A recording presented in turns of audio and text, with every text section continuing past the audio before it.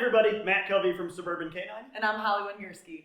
Today we're here to talk about your puppy's first week. Hopefully you watched Puppy's First Day, a video we put out recently. But this is the day after that, I suppose. This is getting into the next week. It is. A lot of new content, a lot of things to think about during that first week. Yeah. I think we had talked about socializing is, we told you on the first video, don't do it on the first day, but now it's time, right? You need to start. What are your thoughts? A socialization plan is so important. There's so much to be said about it. So getting your dog exposed to different people, neighbors, people on walks, in public, different dogs, friendly, vaccinated dogs that that are big, small, a little bit more rambunctious, different energies. There's so much to be said here. Yeah, I like the phrase socialization plan. Yeah, you have to have a plan because a lot of people don't, and they go out and they say, we're socializing, and then we find out they've only met women, or they haven't met any children, or they haven't met any big dogs. So we need a plan. I don't know if we need to dive that deep today into every part of the plan, but you definitely need one you're looking for. Big dogs, little dogs, kids, people of every race, gender. Yeah, people that look and the big differently thing from each there other. is going to different environments that have those things. So if you're a single person that has a dog, going to parks to have your dog meet kids as they're young and continuing that throughout the dog's life. Yes, absolutely. And I'm glad you mentioned environments because I kind of forgot about that, which is why we have a plan, right? Environments are huge. If you only take your dog out in your neighborhood, we're in a quiet suburban neighborhood right now, right? If the puppy only goes out here, this is all he knows, right? Exactly. And then you take him and he sees his first train at 9 months old and the dog's probably going to freak out. Yeah. So different environments is key. Absolutely. So a lot of people have a question about, is, socializing your dog at a young age a bad idea? Because a lot of vets will tell them, don't socialize your puppy. And then what we end up seeing is dogs turn, 4 months old, then they start socializing. They already have a lot of fears of those things. So what are your thoughts on that? How much time do we have? we could talk for a while on this one. This is a challenge, right? There's no easy answer here. And the worry is the dog's not fully vaccinated against parvo distemper. Serious problems, right? And those are a big deal if your dog were to get that. So you have to worry about it. We talk to clients about this all the time. But puppies have something called a critical socialization period or socialization window. And it ends when they're about 16 weeks old. And the big problem is that's when they're fully vaccinated. So it'd be nice if these things didn't meet up at the same time, but they do. It kind of is what it is. So I'm always talking to people about making smart decisions. And you were talking about this a few minutes ago. We're not going to the dog park. No. Terrible idea with an 8-week-old dog. It's scary for them, but also, the distemper and parvo risk is too high there. Yeah. So I'm recommending safe places. Do you want to run through some of your favorites? If you have a neighbor with a friendly dog, if you have a second dog, there's so many different things that you can do. Or if you see your neighbor walking the happy lab in the neighborhood, perfect dog for your dog to meet. But like you said, if you go to the pet store, don't let them be hanging out on the ground, sniffing everything, getting into crap, all of that. And what I find interesting is sometimes I'll talk to clients who the vet has said, don't take them, in public. And I find they're doing things that I consider high risk and not doing the low risk. So they're taking them to the pet store when they pick out food and all of that. And there's so many dogs in and out of that. But then they're not walking in their neighborhood. And to me, that is so low risk. It is. Now, doesn't mean it's zero risk. There's always a risk. But I'm very comfortable walking a young puppy in the neighborhood. And my thought is, although there's a risk of parvo and distemper, we have to socialize them. I will never raise a dog myself without socializing them at a young age. The risk is much higher to have an aggressive dog if you don't socialize them properly. Absolutely. Other things I worry about is I won't let my puppy see a dog that's just been at dog daycare or a dog that's been at the dog park for hours because they've been rolling around with who knows how many dogs. Parvo and distemper does live in the environment. It can come in on their fur. So if I have a neighbor whose dog has just been to the dog park, there's no way they're going to meet my 8-week-old puppy. But I'm very comfortable walking that puppy down through the neighborhood, letting them meet neighborhood kids, all of that. To me, the risk there is pretty minimal. And I also feel like seeing dogs is still just as important. They can't say hi to every dog because then you're going to get an overstimulated, excited dog down the line. Passing dogs is just as good as meeting them. Yep, I like that you made that point. And you can also do short greetings. So when I have an 8-week-old dog and they're meeting the neighbor dog, they're not unclipped off leash to wrestle for 2 hours. A lot of times it's they walk up, they smell each other. We make sure, they're both happy, nothing bad happens, and off we go. So it's not always like wrestle for an hour and really be, on top of each other and where the risk of transmitting something's higher. Absolutely. So another big topic would be potty training. Yes. I don't think we ever talk to clients that don't have this issue when the dog is 8 weeks old. We have separate videos on potty training. I would suggest watching those. The biggest thing I would recommend would be the potty log. Yeah. And setting up a routine, honestly. And it's basically a potty log will help you realize your dog's habits. So a lot of the times, you might notice your dog goes and has an accident every day at 2 p.m. If you follow a potty log, you'll catch on to that quite quickly, and you're able to take them out at that time, and then the accident is prevented. Sure. How often have you gone into a client's house and you say, how many accidents have they had? And they say, I don't know. Yeah. And you say, well, when are they generally going? And I don't know. Yeah. Where are they going? I'm not really sure. I think it was my husband watching them that day. If you don't know what the problem is, how do you fix it? Exactly. That's always my biggest challenge. So potty log, huge. I want to know everything. Yeah. Is it pee? Is it poop? Is it in the living room? Is it in the kitchen? Is it 2 p.m.? Is it the middle of the night? What is going on? Because how do we create a schedule if we don't know what the problem is right now? Exactly. And once you figure that out, it's pretty easy to start a routine, taking them out frequently, over time as they're getting better, increasing those intervals, keeping an eye on them, and of course, utilizing a crate. Yeah. Because the crate is going to be our friend in potty training. Kind of like you said, well, I don't know when the accidents are happening. That's a problem. Yeah. You need to have your dog in the crate if you can't be watching them, because once they get away with it, they know they've gotten away with it, and they'll do it again. Every unseen accident is such a big problem. I tell clients every day, I'm not worried if your dog pees in the house, honestly. It's not a big deal. It's not a setback if you catch them and you can establish that you don't like it. But if you tell me, I found a couple accidents in the kitchen, I don't know when it happened, that's an issue. Because now the dog doesn't know it's a problem. And the next time you catch them, maybe you're frustrated and the dog's kind of thinking like, what? I'm allowed to do this, right? I thought I could pee in here. And kind of going to that point, a lot of people make the mistake of catching them and not doing anything after that. Always, you can clap your hands, say no, and take them right outside to say, hey, not in my house. Yes, this is where you need to go. And sometimes that clap or loud no will get them to suck the pee back in, and then they finish outside, which is good, a success, and you can praise them. Yeah. A big question I get is, what kind of correction do we give? And I tell people, until I know your dog, I don't know what the answer is. Yeah. The best way I can explain it is we want it to be stern enough to make them know we're unhappy without making them without making them scared. And that's dog dependent. Yeah. Because some dogs you say, hey, no, and they're like, oh my gosh. Sorry. Yeah. And other dogs, if you said that, they would, bark at you. Yeah. I'll do it again. Yeah, exactly. As they're like, running off with your backpack or your shoe or whatever. Yeah. So I think it's really dog dependent. You have to understand your animal, and we're just looking for that correction that establishes, I don't like when you pee in the house, but we're not trying to terrify them, of course. Absolutely. So you started to touch on this a moment ago. After the potty log, we create a schedule, and you were talking, about just different times of day. Schedule's huge. Do you like to have people write that down? Yeah, 100%. I like them to write down what their day looks like, because then I can help them build a routine as well. So if there's ever times where they are, prepping their kids for school in the morning, that should probably be a time that the dog's in the crate. Once the kids go to school, that could be a time that you walk your dog and have them out free in the house a little bit more. So definitely looking at what their day looks like and building the routine off of that. We touched on this on the last video, the puppy's first day, but the concept of when they owe you one. This is huge because generally I think of this after eating with the bowel movement, and just to remind you, when they owe us one is, they ate food, let's say at 8 a.m. If they haven't had a bowel movement by 9 a.m., to me that's weird. Yeah. A puppy, like an 8-week-old dog. Very fast. When they eat, it's ready to come out. Yeah. And when I take in a new dog myself to train, it's just like within a day or two, I start to know their habits pretty quickly. And so they eat at 8 and it's now 8:30. I'm already thinking, this is weird. He hasn't had a bowel movement.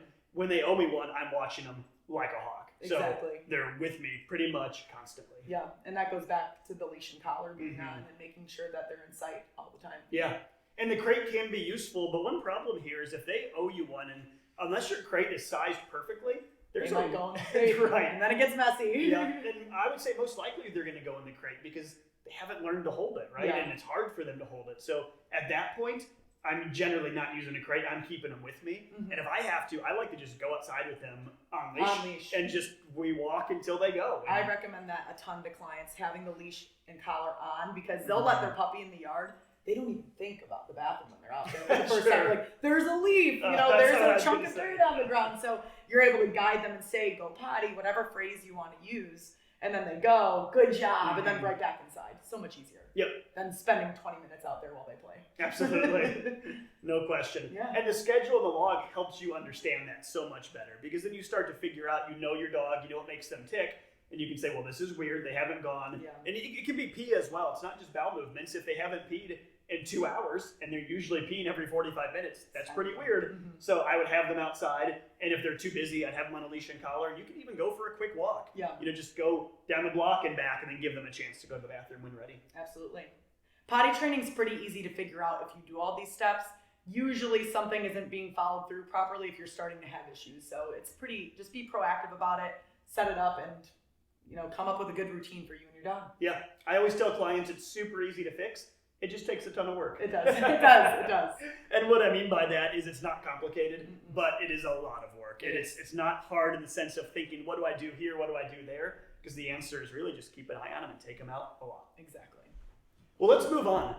I think we could touch base and just talk a little bit about just establishing, the house rules. Yeah. So very often people don't work on establishing house rules until trainers come in and they list all the things they don't like the dog is doing.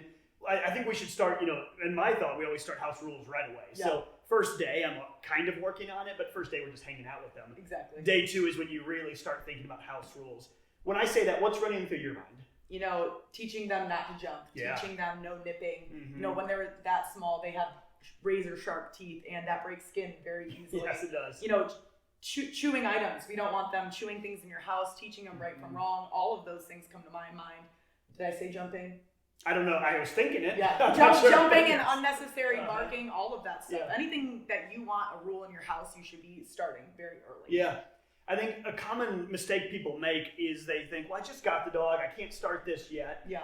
The dog is learning. Oh, Anakin came. He's like, I am bud. Around. The dog is learning from day 1 what's allowed and what's not. So, if it's day 2 and you're letting him jump on the couch with you, well, he's assuming that's okay, right? Or if you're saying like, well, he's chewing that rug, but he's 8 weeks old. How do I stop him? He doesn't know better. Well, he's never going to know better unless you teach him. So exactly. We figure out those house rules and we start implementing them right away. Yeah.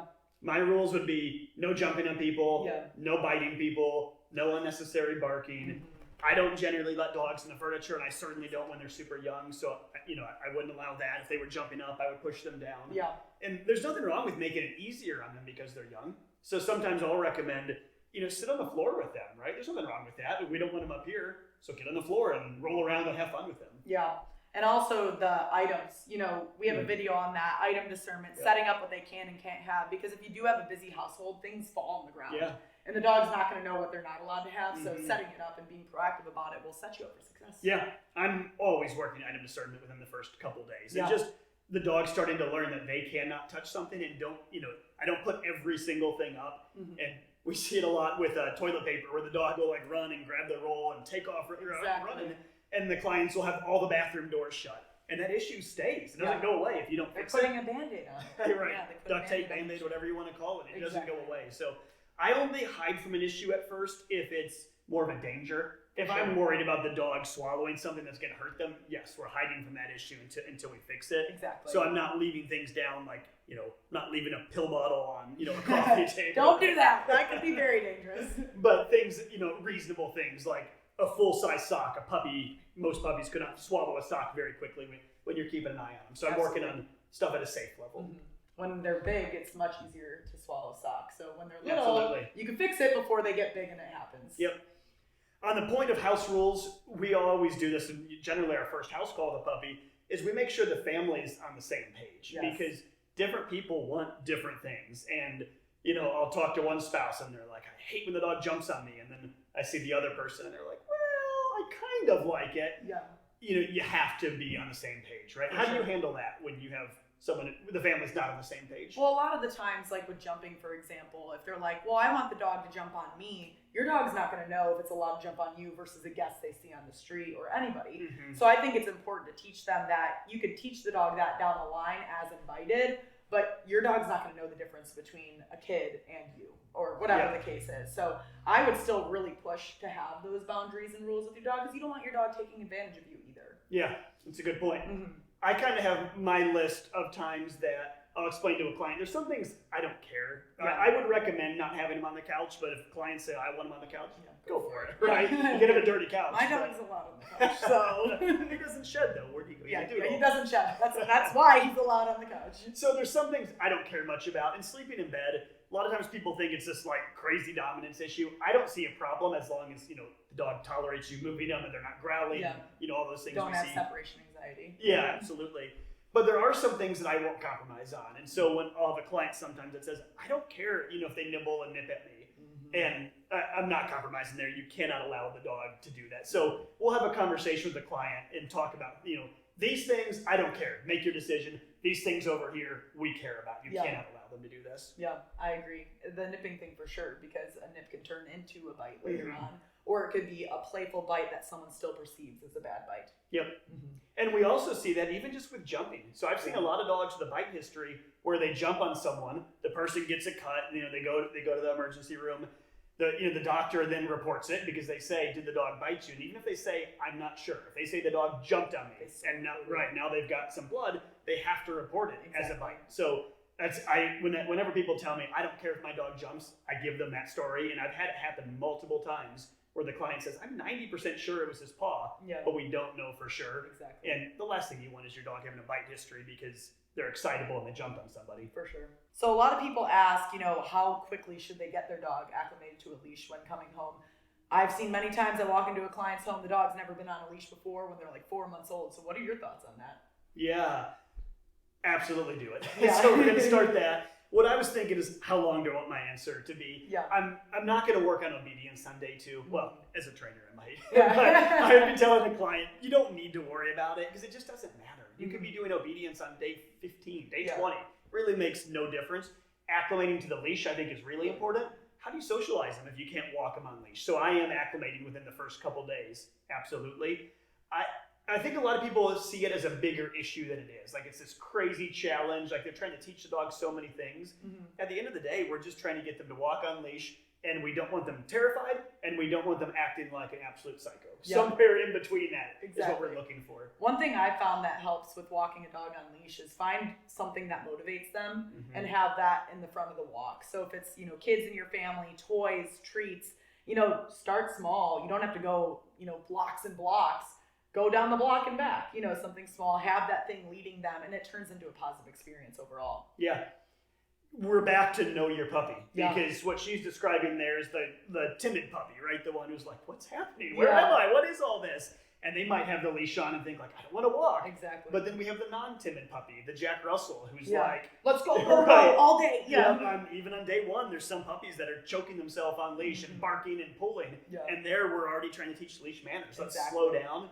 With that puppy, I'm making a ton of turns, and I'm not looking for something to excite them because they're already operating at a level 10 all the time. Absolutely. So that dog, I'm turning left, I'm turning right, I'm working and slowing them. Calm training. Yep, slowing them down. But like Holly mentioned, the timid dog, we're trying to coach them. Yep. Exactly. And if you have kids in the household, one of the kids going ahead and talking to them and coaxing them to come forward can make a big difference. Absolutely. So there you have it. I think we can keep talking for hours. I like this. We can keep going. I like this. I think we've hit all the big points we need to for first week with your puppy. Yeah. Definitely watch all of our other videos. This was not enough information for you to fix every problem. Hopefully it's enough for you just to think about it, right? To say, oh my gosh, right? Maybe I should work on that. Check out our other videos. We've got a lot of good content for you, and we just want to help you raise the perfect puppy. Awesome. Thanks for watching, guys.